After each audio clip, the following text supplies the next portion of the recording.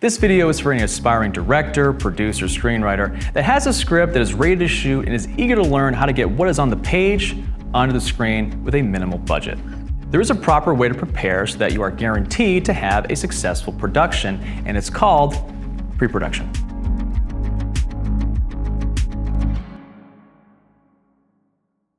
Any sort of content creation, whether it's TikTok creators or Marvel Studios, lives and dies within the three phases of production. And today we will discuss the first phase, pre-production. Pre-production is everything that takes place before you ever hit record on the camera. It is the phase where you organize all the logistics and hammer out all the details, which eliminate problems from arising on set and help your production run smoothly. The first thing to do with a greenlit script is to perform a production breakdown. This is where you comb through every page of the script and make lists of everything that will be seen on camera. Characters, subjects of the story. Locations, where the action takes place. Props, what the actors use. Costumes, what the actors wear. Hair and makeup, what the actors need to be pretty or ugly depending on the character. Special effects, effects that happen on set and are captured by the camera. Visual effects, any kind of effect that will need to be created by a computer. Making separate lists of each will provide everything that is needed to produce the script in an easy-to-read list format that can be quickly referenced. This is key to organization because it allows producers to check off things one by one as they secure them. The last thing you want is to be on set one day and realize you forgot the crucial prop that your lead actor needs to complete their story arc. Break down the script by making lists of everything that is required and then start securing those things. Once you know how many characters you have, it is time to start casting. It is well known throughout the film industry that casting is responsible for about 90% of a film's success, because a great performance is crucial for an audience to suspend their disbelief. This is true of both comedy and drama. I know it's hard when you're starting out, but try to avoid casting friends, especially if they have no acting experience. Instead, post an open casting call to get a wide range of options to see how different actors interpret the character. The more options you have, the easier it will be to see who is exhibiting the behavior and attitude that is right for the role. If you're in a big city like New York or LA, a great resource is Backstage.com, because they have a ton of great talent that are looking for experience. If you're not in a big city, reach out to your local theater companies or any local acting schools in your area. Don't be intimidated. Actors are always looking for great roles to perform, and you can learn together. Hire crew. Just like with casting, this will vary depending on the scale of your project and what you're willing to spend. I've learned through experience that you can get away with a small crew and still turn out a quality film. At the bare minimum, I would suggest your crew include a director, a producer, director of photography, sound operator. The director is the one overseeing the overall tone and story of the film. A producer is managing production logistics, which happens ironically mostly in pre-production. A producer takes a lot of stress off the director because they will handle the boring stuff like transportation, craft services, communications, and coordination with the cast and crew, while the director focuses on telling the best story possible. The biggest mistake I've seen, and I'm guilty of it myself, is a director who is also producing at the same time, but the creative work will suffer for it. It is too much for one person to handle. You can't be creative and logistic at the same time. I mean, you can, but your brain will hurt, so be sure to have a producer on set. The director of photography, or the DP, is responsible for lighting your scenes, but they can also double as a camera operator and the grip. This means they'll light the scene, set up the camera, operate the camera, and move lights and stands around. The final crew member would be the sound operator, who is responsible for sound recording. This is crucial for any film success because they have the headphones and are listening to the actor's performance, making sure all dialogue is crisp and clear with no interference. Be sure to hire a good sound person who understands how to use the equipment. Sound is 50% of what an audience will consume when watching a film, and the telltale sign of a low-quality production is bad sound. A professional boom operator told me once on set, an audience will forgive two shadows, but never bad sound. And that's because we'll take them right out of the story completely. Get good, clean sound. Tech scout locations.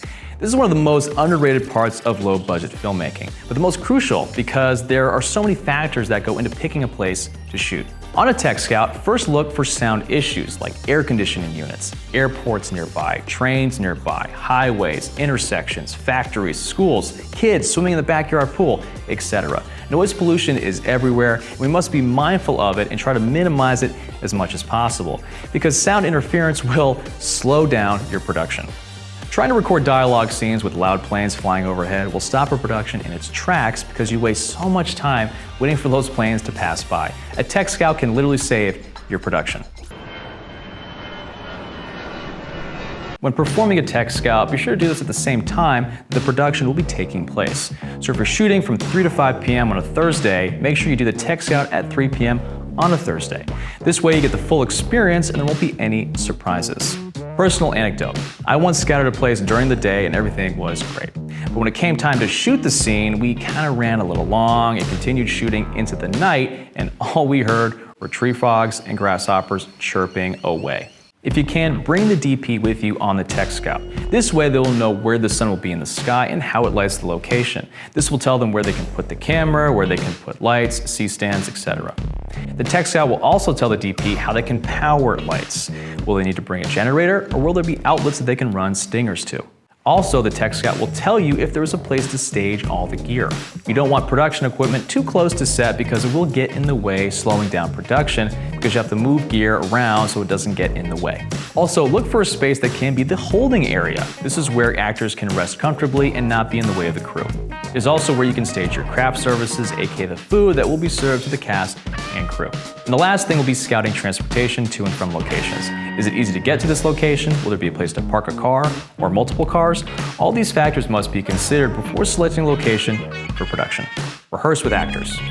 Once casting has been done, the next step is to do the simple table read with the entire cast. This is where everyone is reading the script together for the first time. This is crucial for your actors. They need time to get comfortable with their lines and ask questions about certain attitudes, behavior, and motivation. If possible, rehearse in the actual locations themselves with your DP and sound operator.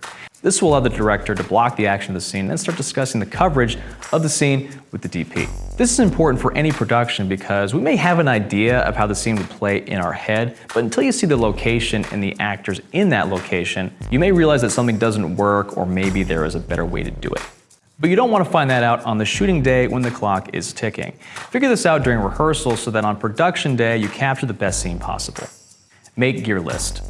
This should be an in-depth discussion with the DP and will once again vary depending on the scale of production.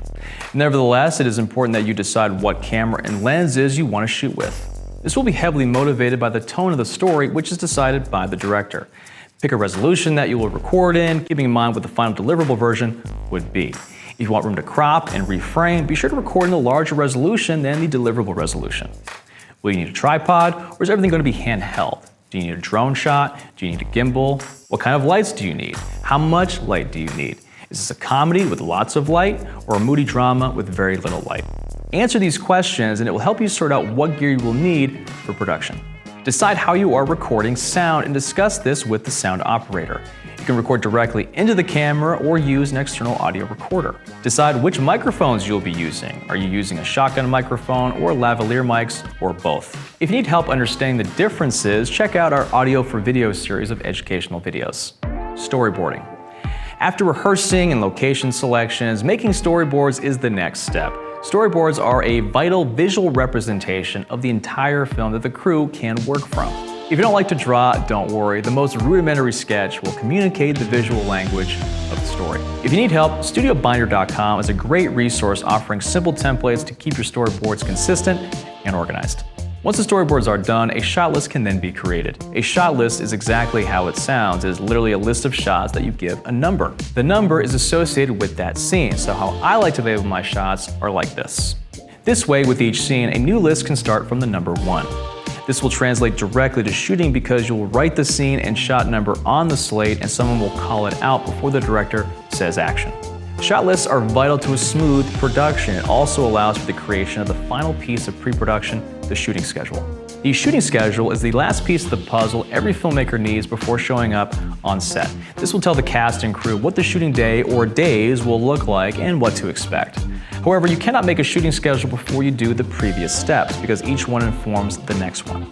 The shooting schedule will list the scenes, locations, actors, props, and corresponding shots that are being captured that day, and what time they are being shot. How you structure the time of shooting is very important because actors and crews have lives.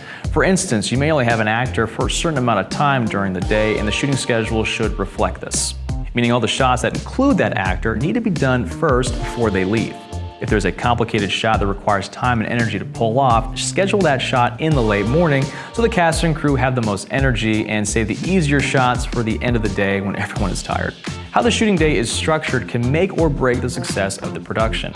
Do not go into a shoot with the assumption that everyone will match your energy and passion, okay? Making movies is fun, but it's also work, and we must respect people's time. Friendly reminder, if you are not paying cast and crew, make sure you feed them and build those meal breaks into the shooting schedule.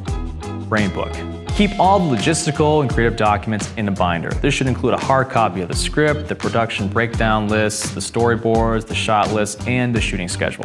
This way you have a physical copy of all important documents that need to be referenced at a moment's notice in one place that can be accessed quickly. Whether you are the producer or the director, always keep this brain book on you, because making movies is exhausting, and this brain book will keep you on your path.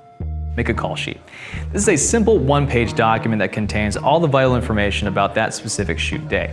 Time and place, the names of cast and crew next to their roles in the production, as well as contact information for everyone involved.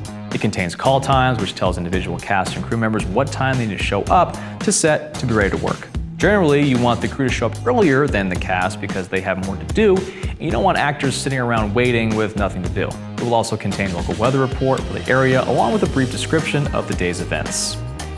Email the call sheet to everyone involved in the film the day before the shoot. Final thoughts. Now, these steps don't have to be followed necessarily in order. In fact, they will most likely overlap, and that's fine. But these pre-production steps are a tried and true method for success because they are designed to minimize the issues that would prevent you from making a great film. Following this pre-production process will put any aspiring producer, director, or screenwriter in the best position to execute their vision, no matter the scale or budget of the script that is brought to life. Share your filmmaking pre-production tips and stories in the comments below. I'm Jake with B&H. Just keep rolling.